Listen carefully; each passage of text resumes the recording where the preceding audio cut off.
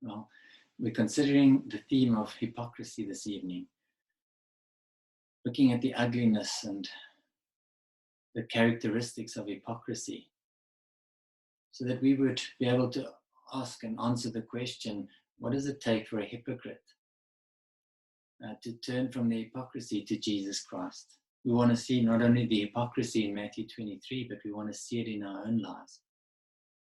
One of the characteristics of hypocrisy that Jesus exposes in this passage is that hypocrites point people to themselves rather than to Christ.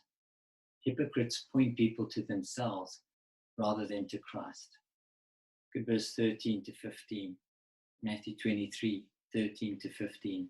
Woe to you, scribes and Pharisees, hypocrites, for you shut the kingdom of heaven in people's faces. You neither enter yourselves nor allow those who would enter to go in. Woe to you, you scribes and Pharisees, hypocrites! You travel across sea and land to make a single proselyte, and when he becomes a proselyte, you make him twice as much a child of hell as yourselves.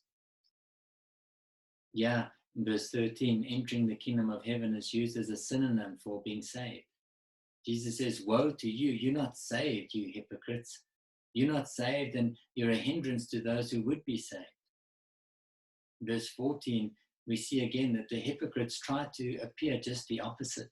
It looks like they're trying to win people for God. They're traveling over earth and sea to make a single proselyte. That means a convert.